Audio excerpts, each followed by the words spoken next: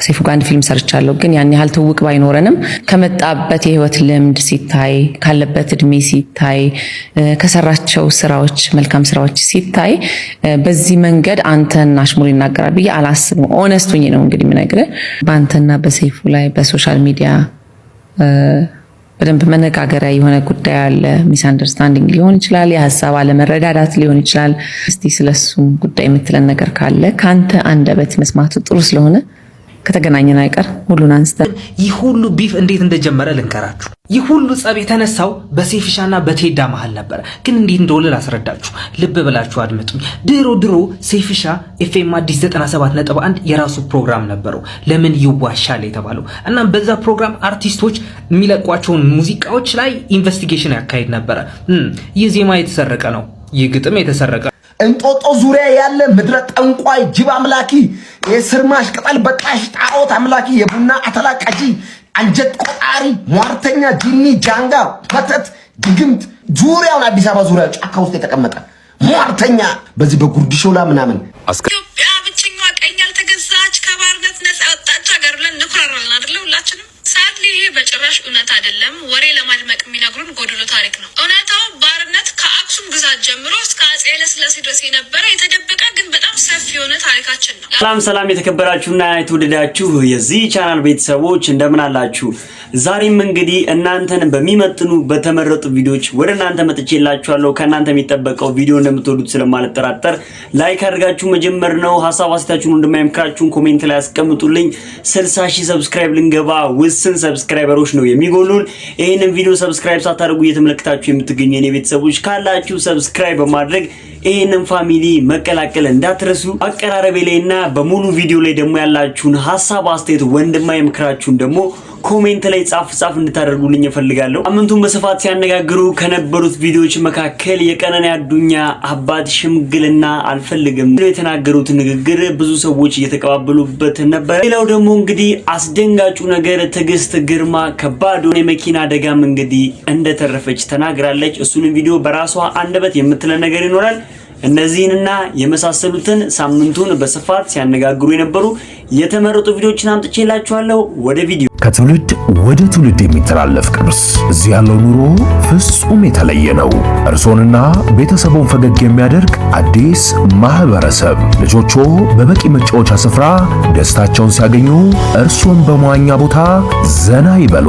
ለየት ላሉ ዝግጅቶች ሰፊ የጋራ መገልገያዎች አሉን። ከባለ 2 መኝታ ጀምሮ ተጨማሪ የሰራተኛ ክፍልን ያካተቱ ከሰው መጨናነቅ ነፃ የሆኑ እያንዳንዱ ህንፃዎች 5 ሊፍቶች የተገጠሙላቸው የውሃና የኤሌክትሪክ መቆራረጥን ዛሬውኑ ይርሱት። ከርሰ ምድር ውሃና ጄነሬተር የተካተተላቸው።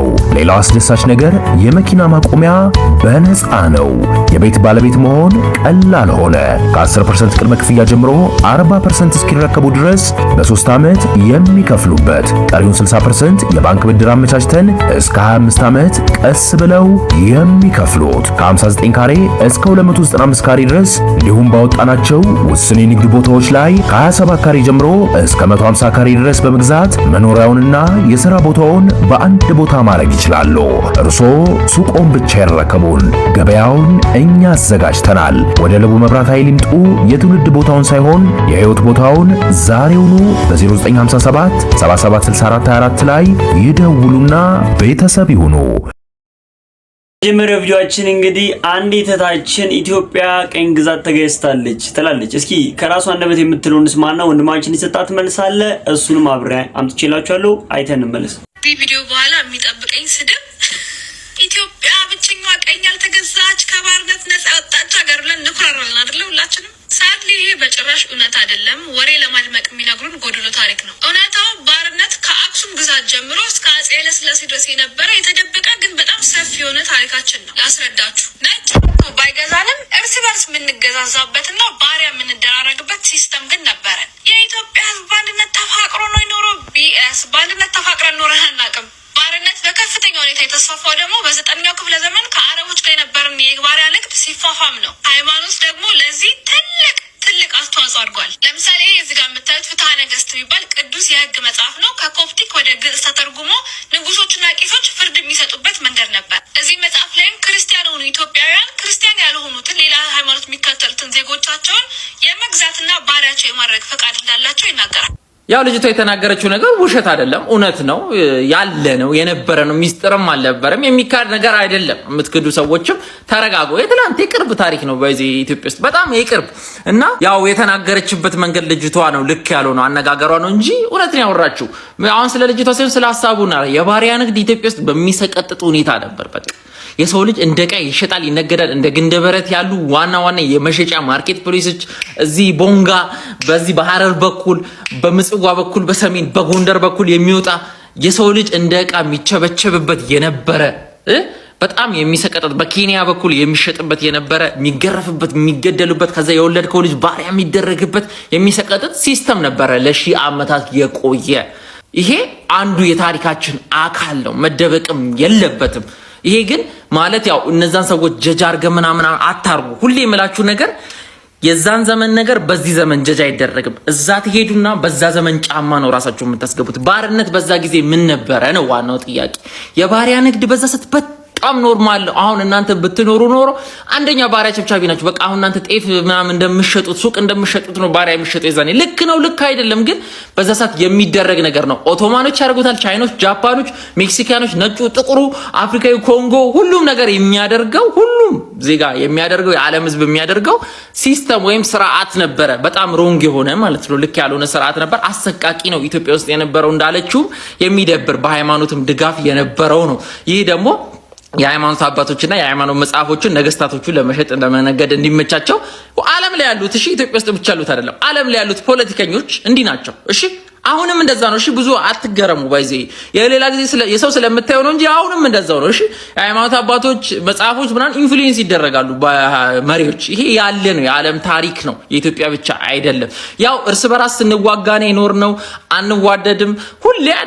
ሁሌ አይደለም። ይሄ ነው አሁን አነጋገሩ ያልኳችሁ። ይሄ ጭፍለቅ የማድረግ ነገር አለ። ሁሌ አይደለም እንጂ አብዛኛው ታሪካችን እርስ በራስ ስንገዳደል፣ ስንበላላ፣ ስንዋጋ ይኖርንበት ነው። ጠንካራ ግን ኃይለኛ የሆኑ ጀግና የሆኑ መሪዎች ሲመጡ ግን እሱ ነገር ረገብ የሚልበት ለአንድ ለመቶ ዓመት ለ200 ዓመት ረገብ ይልና ደግሞ እንደገና እርስ በራስ የምንዋጋበት የነበረ ዘመን ነው። ዞሩም ቀረ አልፎ እዚህ ጋር ደርሰናል። አሁን እንግዲህ ከትላንት ዛሬ ይሻላል። ሁሌም አሁን ላይ መስማማቱ ይሻላል። በዓለም ላይ ያለ ታሪክ ነው። ብዙም ቁስል አይሆንባችሁ አንዳንድ ሰዎች ለማለት ያህል ነው። አሁንም ባሪያ አለመሆናችንን እርግጠኛ አይደለንም። በብዙ ነገር ባሪያ ነንና የዛ ዘመን ሄዶ ማለት አያስፈልግም። አሁን ነፃ መውጣት ነው። ይመቻችሁ። ሌላ ደግሞ ብዙዎችን ያስቆጣው እንዳልካቸው ዘነበ ጦጦ አካባቢ ዙሪያውን ከቦ የሚገኙ ብዙ ጠንቋዮች አሉ ሲል የተናገረው ንግግር ብዙዎች እንዲቆጡ ምክንያት ሆኗል። ይሄንን ቪዲዮ እንስማና በሱ ዙሪያ ደግሞ ወንድማችን አያይዞ ያመጣውን ቪዲዮ አለ። እሱንም ቪዲዮ ተከታትለን እንመለስ። እንጦጦ ዙሪያ ያለ ምድረ ጠንቋይ ጅብ አምላኪ የስርማሽ ቅጠል በጣሽ ጣዖት አምላኪ የቡና አተላ ቀጂ አንጀት ቆጣሪ ሟርተኛ ጂኒ ጃንጋ መተት ድግምት ዙሪያውን አዲስ አበባ ዙሪያ ጫካ ውስጥ የተቀመጠ ሟርተኛ በዚህ በጉርድ ሾላ ምናምን አስከትዬ ማሳያችሁ ቪዲዮ ላይ ደግሞ እናቴን መተተኛ አሏት ድግምተኛ አሏት ብሎ በጣም ተሰምቶት የተናገረውን ላሳያችሁ። ስሙት። ማዘርን ጸበል ቦታ አንዷ ለፈለፈች። ከተማው ላይ የአካል ጉድለት ያጋጠመው ሁሉ የኔ እናት ነች ተብሎ ተወራ። ጧት እኔ አላቅም፣ ወሬው ቅዳሜ ተወርቷል። ጸበል ልሰጥል ሰው ከኔ ጸበል አይወስድም የጠንቋይ ልጅ ብለው ማለት ነው። ለክሶ መጥራት አቆሙ። እሷን የሆነ ቦታ ስትሄድ ይጮውባታል። አው ምናምን ይላቷል ማዘርን እህቶቼን ምናምን እና ከባድ ነገር ነበር ያሳለፍኩት። በማዘር የመጣው ከባድ ነበር። ይህንን ቪዲዮ እስቲ ለእንዳልክ እባካችሁ አድርሱልኝ። እንዴት እናቴን መተተኛ ድግምተኛ ይሏታል ብለ በጣም ተሰምቶ እያወራክ ነበር። አንደኛው ቪዲዮ ላይ ደግሞ የብዙዎችን እናት መተተኛ ድግምተኛ ብለ ስማቸውን ስታጠፋ ነው እየሰማን ያለ ነውና የኔን እናት እንዴት ይሏታል እያልክ የሌላውን ደግሞ እናት ለዛውም ያንዱን አይደለም እኮ አጠቃለ እንጦጦ አካባቢ የነበሩትን በአጠቃላይ ድግምተኛ መተተኛ ያልክ ነበር። ያንተ እናት ደግሞ እዛ ስትባል ይሰማሃል ማለት ነው። ሲቀጥል ጉርድ ሾላና እንጦጦን ምን አገናኛቸው? ማወቅ ያለብህ ምንድነው አይደለም አንተ በቅርቡ አዲስ አበባ የገባ ባላገር ይቅርና ማለት ነው እዛው አዲስ አበባ ተወልዶ ያደጉ ራሱ አዲስ አበባን ሙሉ ለሙሉ ያቋት። ያንተ ደግሞ ድፍረት ጭራሽ በቅርቡ አዲስ አበባ ገብተህ እንጦጦ አካባቢ ያሉትን ነዋሪዎች አኗኗራቸውንም ጭምር ዲቴል አቃለው ያልክ ነው። እና አንዳንዴ አለማወቅ ደፋር እንደሚያደርግ አቃለው፣ ግን በዚህ ልክ ደፋር መሆን ይገርመኛል። ግን እንድታቅ ማለት ነው አንተ መተተኛ ድግምተኛ ብለህ እንዲጨፍልቀ እየሰደብከው የእንጦጦ አካባቢ ነዋሪ በተለይ እናቶች ማለት ነው የዛ አካባቢ እናቶች እንጨት እየለቀሙ እየሸጡ እንጨት ለቅመው እንጀራ እየጋገሩ በእሳት ተቃጥለው ልጆቻቸውን ቤተሰባቸውን ያሳደጉ ጀግና እናቶች ያሉበት ሰፈር ነው እንጦጦ። በአንተ አይነት ባለጌ እንደዚህ የሚሰደቡ አይደሉምና ብዙ ጊዜ ካነጋገር ምንረዳው ምንድነው ከጥቂት ሰዎች ጋር እልህ ተጋብተዋል። በሃይማኖቱም በዘረኝነቱም ጉዳይ ማለት ነው ከጥቂት ሰዎች ጋር። ነገር ግን ገና ለገና እነዛን ካንተ ጋር እልህ የተጋቡ በሃይማኖቱም ሊሆን ይችላል በዘረኝነቱ ማለት ነው እነሱን አናዳለው ብለ በጅምላ በጣም ብዙ ሰው እያሳዘንክ ነው። እና ማንኛ አንድ በጣም ማወቅ ያለብህ ይጠቅማል ብዬ አስባለሁ። አይደለም እኛ በመታሳየው ባህሪ ምንከፋ እባክተው የምንል ቀርቶ አንተን የሚያበረታቱ ፎሎ የሚያደርጉ የሚያበረታቱ በዚህ ንግግር ጀግና ጎበዝ የሚሉክ ለራሳቸው ፍክክር በዘረኝነቱም ይሁን በሃይማኖተኝነቱ መጠቀሚያ ሊያረጉ ፈልገው እንጂ እያሳየክ ያለው ባህሪ አግባብና ትክክል እንዳልሆነ ራሳቸውም እነሱም ይደግፉም ያውቁታል። ሌላ ደግሞ እንግዲህ ቴዲና ሰይፉ መካከል ግጭት አለ። ሰይፉ ጋር አልቀርብም ያለው አዶናይ አምለሰት ሙጬ ጋር ሊቀርብ የቻለው ሰይፉና ያፍሮ መካከል ትልቅ ጸብ ስላለ ነው። ሆኖም ተበቀላቸው ማለት ብዙ ሰዎች ሲነጋገሩ ነበረ። አንድ ወንድማችን በጨዋታና በቀልድ አድርጎ እንግዲህ የተጣሉበትን ምክንያት ይሄ ነው ሲል ተናግሯል። የሱን ቪዲዮ ተከታትለን እንመለስ። ኡኖ ካርድ ተጫውታችሁ የምታውቁ ሰዎች ጉዳዩ እንዴት እንደሆነ ይገባችኋል። ኡኖ ሪቨርስ ሲመዘዝባችሁ ምንድነው የምታደርጉ? ምን አይነት ጣጣ ውስጥ ነው የገባሁት ነው የምትሉት አይደል? እናም ሴፍሻ እንደዛ አይነት ሲቹዌሽን እንደገባው ነው ይሰማኛል። ብቻ ግን ይህ ሁሉ ቢፍ እንዴት እንደጀመረ ልንገራችሁ። ይህ ሁሉ ጸብ የተነሳው በሴፍሻና በቴዳ መሃል ነበር። ግን እንዴት እንደሆነ ላስረዳችሁ። ልብ ብላችሁ አድምጡኝ። ድሮ ሴፍሻ ኤፍኤም አዲስ 97.1 የራሱ ፕሮግራም ነበረው፣ ለምን ይዋሻል የተባለው። እናም በዛ ፕሮግራም አርቲስቶች የሚለቋቸውን ሙዚቃዎች ላይ ኢንቨስቲጌሽን ያካሂድ ነበረ። ይህ ዜማ የተሰረቀ ነው፣ ይህ ግጥም የተሰረቀ ነው፣ ጎሳዬ ይህ የባክስትሪት ቦይስ ዜማና ግጥም ነው። እናም እንደዛ እያደረገ የአርቲስቶች ግጥምና ዜማ የራሳቸው ካልሆነ ይህ የኤሪትራ ነው፣ ይህ የሱዳን ነው እያለ ማጋለጥ ተያያዘው። እናም ዝም ብሎ ሲመለከተው ቴዳ የሆነ የተኮረጀ የሚመስል ዘፈን አለው። ቴዳን በዛን ሰዓት ሴፍሻ ለምንድን ነው የምታይ ሰይፉ እናም ሰይፉ በዛን ሰዓት ደግሞ የቴዳ የሆነ ዘፈኑ ከአልፋ ብሎንዲ ጋር ስለተመሳሰለበት ማስረጃ አለኝ ስሙልኝ፣ የቴዳ ዘፈን ከአልፋ ብሎንዲ ጋር ይመሳሰላል ብሎ በሬዲዮ ያውጃል። ቴዲም በዛን ሰዓት ሰይፍሻ የምትናገረውን ማወቅ አለብህ፣ ስራይን ማርከስ አቁም። በዛን ሰዓትም ቴዲ ሰይፉን እንደከሰሰው ይነገራል። ሰይፉን በዛን ሰዓት ከከሰስከኝ አይቀር ብሎ ህዝብ ይፈርዳል። ሰርቀው ነው ዜማው የራስ አይደለም። በዛን ሰዓት ቴዲ ስሜታዊ ሆኖ ሰይፉን መሀይምና ደንቆሮ ነህ ይለዋል። በዛን ጊዜ ደግሞ ሚዲያዎች ቴዳ ተሳደበ ምናምን ብለው መዘገብ ይጀምራል። ሰይፉ በዛን ሰዓት ለእንዳንተ አይነት ሰው ምላሽ አልሰጥም ብሎ ኢግኖር ሊያደርገው ሲል ሳያደምስ የመጣ ሌላ ክስ እሷም ከሳው ነበረ። ጉዳዩ በዛ ላበቃም የቴዲ ብራና የተሰኘው ዘፈኑ ማርስ ከጧፍ ይመስለኛል እሱ ተሰርቆ የወጣበት ሰዓት ነበረ። እናም ሰይፍሻ ሰርቆ እንዳወጣው ቴዲ ሰይፉን ይከሰዋል። ብቻ እንዴት እንደተሰረቀ አይገባኝም፣ ግን ሁለቱም እንዴት እንደሆነ አንድ ስቱዲዮ ውስጥ ነበሩ ይባላል። ግን ከዛ በኋላ ሰይፍሻ ስልክ ተደውሎለት ስልክ እያወራ ይወጣል። ከዛ በኋላ ነው ሙዚቃ ተሰርቆ እንደወጣ ኢንፎርሜሽን የደረሰው። ከዛ በኋላ ቴዳ ወደ ሰይፉ ቢሮ ይሄዳል። በዛን ሰዓት ቴዳ ወደ ሰይፉ ቢሮ በሚሄድበት ሰዓት ብቻውን አልነበረም፣ ማናጀሩ አስከትሎ ነበር ሄዶ። እናም አንድ ሁለት ተባባሉ፣ ቡጢ ይሰነዘርበታል፣ ሰይፍሻም ይተናነቃል። ጉዳዩ እንዴት እንዳለቀ አይ ሃቭ ኖ አይዲያ። እሺ ከዛ እስካላችሁኝ ከዛ በፊትማ የተፈጠረ ሲቹዌሽን ነበረ። ምን እንደሆነ ልንገራችሁ። ሰይፉ ይፈለጋል የተባለ ፊልም የሆነ ጊዜ ለቆ ነበር። እናም በዛ ፊልም አምሊ መሪ ተዋናይ ሆና የተወነችበት ፊልም ነበር። እሺ እንዴትስ ነው አምሊን የመለመላት ካላችሁኝ ደግሞ አምሊ የመለመላት ዩኒቨርሲቲ ተማሪ እያለች እዛ የቁንጅና ውድድር ታካሂድ ነበር። እናም አሸናፊ ሆና ሚስ ዩኒቨርሲቲ ተብላ ተሹማ ነበር። ሰይፍሻን በዛን ሰዓት አይኑ ጣል ያደርግባታል። ለምን መሪ ተዋናይ ሆነሽ እኔ በመሰራበት ፊልም ይፈለጋል ይሰኛል ባይዘው እዛ ተዋናይ ትሆኛለች ምናምን ይላታል። ፕሮፖዛልን ትቀበላለች።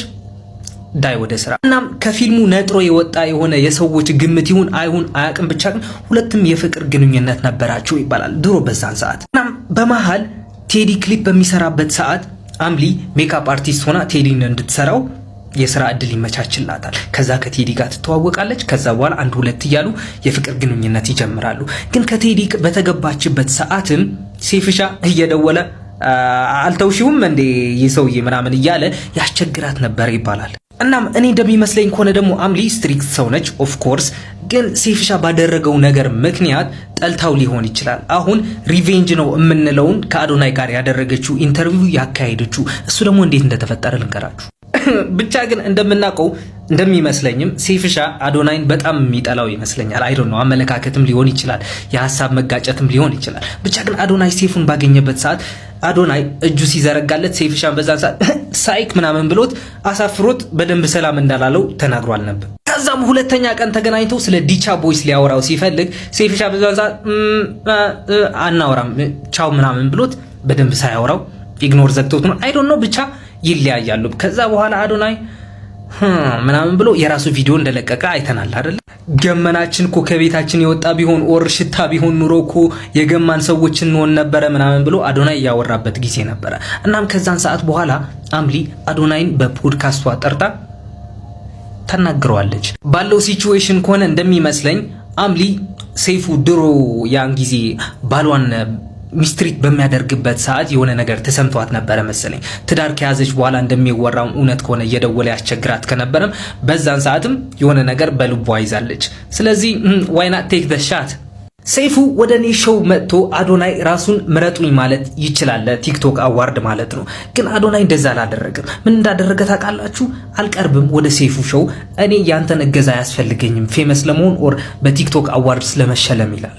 ግን ደግሞ ይህንን ሁኔታ ዝም ብላ ስትሰማ የነበረችው አምሊም ወደ ራሷ ሾው ትጠራዋለች። that's how it happened። ብቻ ይህንን ቪዲዮ ስሰራላችሁ አየር ላይ የሚንሸራሸር አይዲያ አንስቼ ነው የተናገርኩት። እኔ ራሴ የፈጠርኩት ወሬ አይደለም። ብቻ ቢግ ሪስፔክት ማች ሪስፔክት ለእነዚህ ሰዎች። ሌላ ደግሞ አምለሰት በራሷ አንደበት ስለ ሰይፉ የመሰከረችለት አንድ እውነት አለ። ሰይፉና አዶናይ መካከል ስላለው ነገርም አዶናይ ሰፋ ያለ ማብራሪያንም ተናግሯል። ያላያችሁ ሰዎች ካላችሁ ይሄንን ቪዲዮ ተከታትለን እንመለስ። ከሰይፉ ጋር አንድ ፊልም ሰርቻለሁ። ግን ያን ያህል ትውቅ ባይኖረንም ከመጣበት የህይወት ልምድ ሲታይ፣ ካለበት እድሜ ሲታይ፣ ከሰራቸው ስራዎች መልካም ስራዎች ሲታይ በዚህ መንገድ አንተን አሽሙር ይናገራል ብዬ አላስብም። ኦነስት ሆኜ ነው እንግዲህ የምነግርህ። በአንተና በሰይፉ ላይ በሶሻል ሚዲያ በደንብ መነጋገሪያ የሆነ ጉዳይ አለ። ሚስ አንደርስታንዲንግ ሊሆን ይችላል፣ የሀሳብ አለመረዳዳት ሊሆን ይችላል። እስቲ ስለሱ ጉዳይ የምትለን ነገር ካለ ካንተ አንደበት መስማቱ ጥሩ ስለሆነ ከተገናኘን አይቀር ሁሉን አንስተን እንላለን።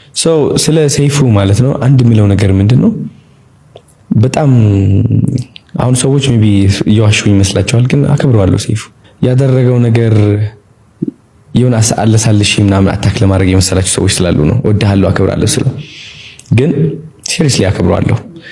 ለምን የሰራው ስራ ስላለ ጥሩነቱ አይለታለሁ፣ ያደረገው በጎ ነገር ሁሉም አየዋለሁ። ግን አንዳንድ ሰው ደግሞ የተናገረው ነገር ደግሞ ወደ አንተ ይደርሳል። which is አንድ እንደምታከብረው ሰው ደግሞ ላንተ ያለው አመለካከት ትክክል ካልሆነ ታስረዳዋለህ። እኔ አሁን የሰራሁት የማስረዳትን ስራ ነው። ግን እኔ የደበረኝ ነገር የተናገረው ቃል ነው። ሰይፉ የተናገረው ቃል ትክክል ስላልነበረ ነው። እኔም የሆነ ነገር ተሰምቶኛል። ከጥሩነቴ ከዛ ሁሉ ያደረኩትን ነገር ለየት ተብሎ ትንሽ ቃላቶች እኔ ኔጌቲቭሊ ኢምፓክት የሚያደርጉኝ ቃላቶች በመናገሩ ግን አዶናይ እንደዚህ ብሎ የተናገረው ነገር አለ። እኔ ያመለጠኝ ነገር ካለ አላውቅም። ኖ አይ ቲንክ ንግግር በአሽሙር ነው። ሁሉም ህዝቡም ገብቶታል፣ እኔም ገብቶኛል። ከሰይፉ ጋር አንድ ፊልም ሰርቻለሁ። ግን ያን ያህል ትውቅ ባይኖረንም ከመጣበት የህይወት ልምድ ሲታይ፣ ካለበት እድሜ ሲታይ፣ ከሰራቸው ስራዎች መልካም ስራዎች ሲታይ በዚህ መንገድ አንተን አሽሙር ይናገራል ብዬ አላስብም። ኦነስት ሆኜ ነው እንግዲህ የምነግርህ። እና አንዳንድ ጊዜ አንደርስታንድ የምናረግበት ወይ ደግሞ የምንረዳበት መንገድ ነው ልክ የማይሆነው። አሁን ይህም አስተሳሰብሽ ያሳያል። አንቺ እንዳምለሰት አንቺ አሁን ሳይሽ what a beautiful mindset you have። እኔም exactly I have that እቺ ማይንድሴት አስተሳሰብ ነው ያለች የምንጠቀምባት። ግን አንዳንዴ it's just የሚታዩ ነገር አሉ፣ የሚሰማሽ ውስጥሽ የሚነግርሽ ነገር አለ። ያቺኛዋ ውስጥሽ ላይ የሚነግርሽ ነገር አለ፣ ትክክል እንዳልሆነ ፊል ታደርጊዋለሽ።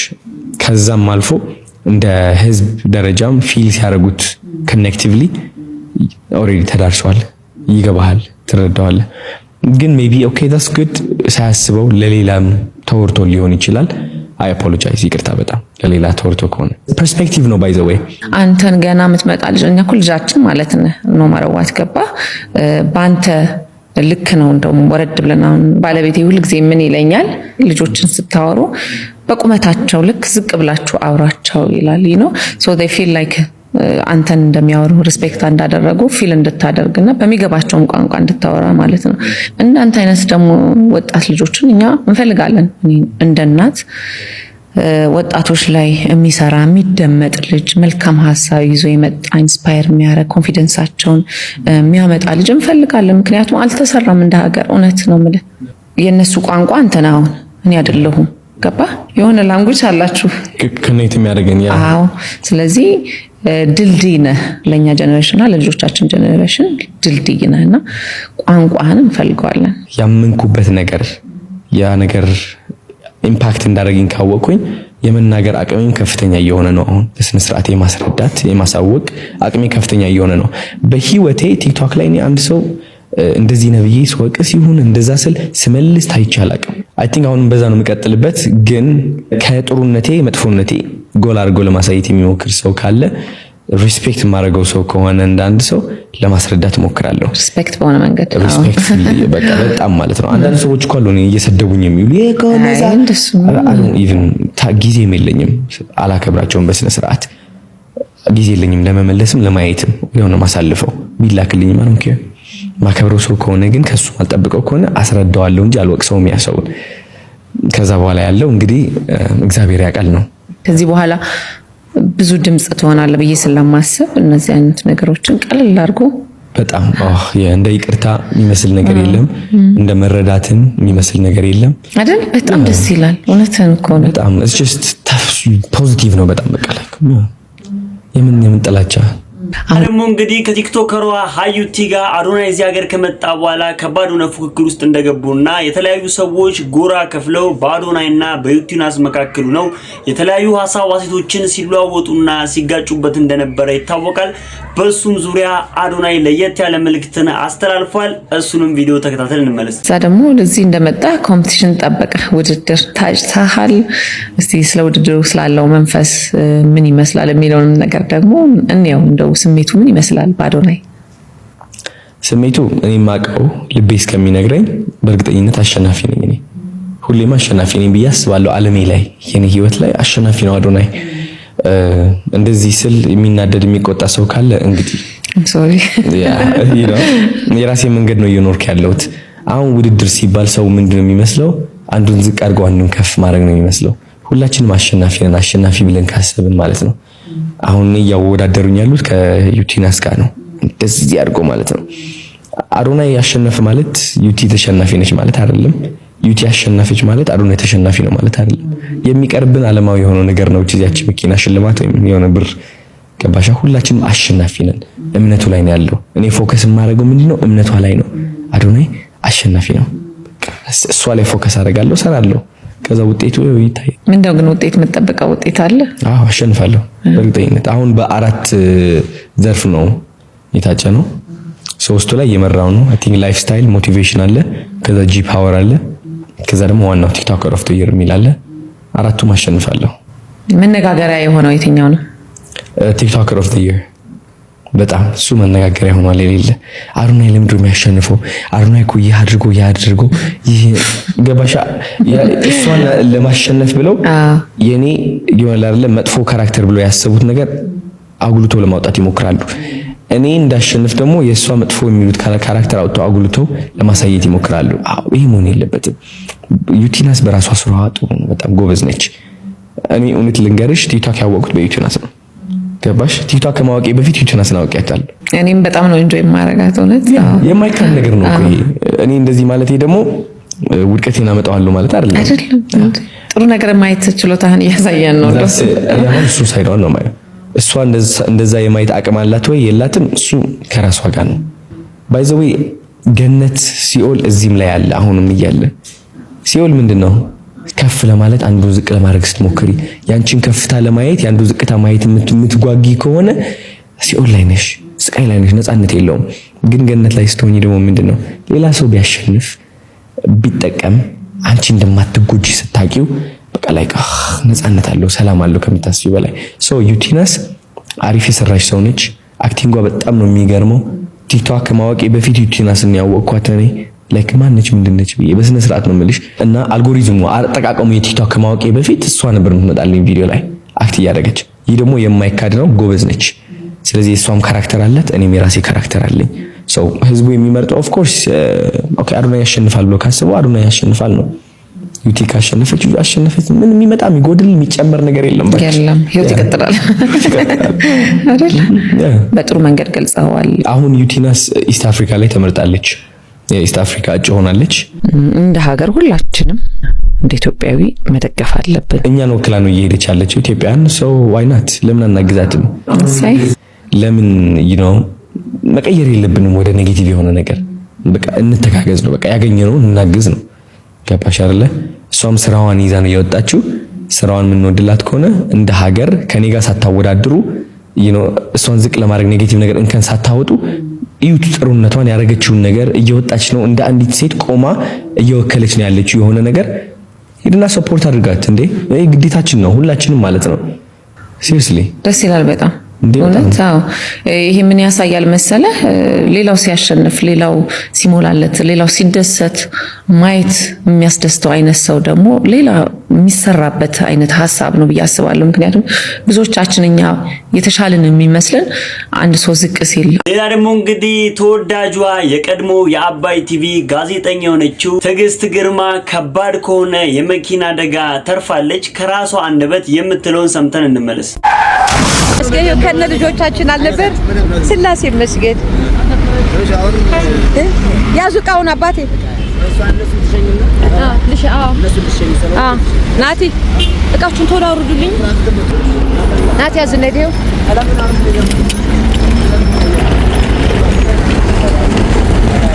እሱ ላይ ጫኑት። እሺ እሺ እንተና ሹፌሩ አይደል? እግዚአብሔር ይመስገን። እንኳን ከላይ ጀምሮ እኮ ነው ክላክስን እኮ እየሰማን ነው። እንዴት ቆኛን ሲገጭ እኮ ነው የቆመው። ማጋጭበት ቦታ ጠፋብኝ። በቃ ገባሽ? ልክ እኛን ስትመታ ነው የቆመልህ አይደል? እኛን ስትገጭ እኮ ነው የቆመው። እሱን እኮ ሸርፏት ነው የሄደው። ሸርፍ ነው እንጂ ይሄ አይወርድ አይልቁም እንዴ ትወጣበት ነበር። አዎ እግዚአብሔር ይመስገን። ግቡ በቃ በጣም እግዚአብሔር ይመስገን። እሺ ግቡ። ፈጣሪ ያክብርልኝ። ከልብ ነው የማመሰግነው። እሺ ኑርልኝ። ማርያምን በጣም ነው የማመሰግነው። አሜን አሜን። እኔም አመሰግናለሁ። በጣም ፈጣሪ ተፍቶናል ልጆቼ። እናንተ እንዳትረሱ። እናንተ ናት አንድ ነገር ቀለል አድርገው በጣም ምን እንደተፈጠረ በጣም ነው ያተረፋችሁ። የዛሬውን ቀን እንዳትረሱ። ላያችሁ ላይ ቢወጣስ እንደ ትንሽ ነገር እንዳታዩ። መኪና ሲኑ በጣም ከባድ ነው። ትልቅ ነው ደግሞ አይታችኋል። በጣም ደግሞ ጭኗል። በጣም ስለዚህ ዛሬ ባለውት እንዳትረሽ። ኧረ በፍጹም በፍጹም እግዚአብሔር ያክብርልኝ። አንተም መልካምነትን ሳላከብር ሳላደንቅ አላልፍም። ፈጣሪ ያክብርልኝ። እሺ ማን ልበል ስምህን? አዲሱ ይባላል። አዲሱ ከልብ አመሰግናለሁ። ይሄው እንግዲህ አዲሱ እዛው ሌላ ራይድ እየጠራን ነበረ፣ ግን እኔ አደርሳችኋለሁ አለን። ምንም ማድረግ አልቻልንም። ፍላይት እንዳይረፍድብን ወንድሜን ጥዬው መጥቻለሁ። እግዚአብሔር አትርፎናል። እግዚአብሔር ይመስገን። ቤተሰቦች ለዛሬ ይዤላችሁ የመጣሁት የተመረጡ ቪዲዮዎች እነዚህን ይመስሉ ነበረ። እንደወደዳችኋቸው አልጠራጠርም። ቪዲዮውን ላይክ ሳታደርጉ ጀምራችሁም ላይክ ማድረግ እንዳይረሳ። ሐሳብ አስተያየታችሁን ወንድማዊ ምክራችሁን ኮሜንት ላይ አስቀምጡልኝ። ቀጣይ በተመረጡና አዳዲስ ቪዲዮዎች እስከምንገናኝ ድረስ ቸር ሰንብቱ። እወዳችኋለሁ።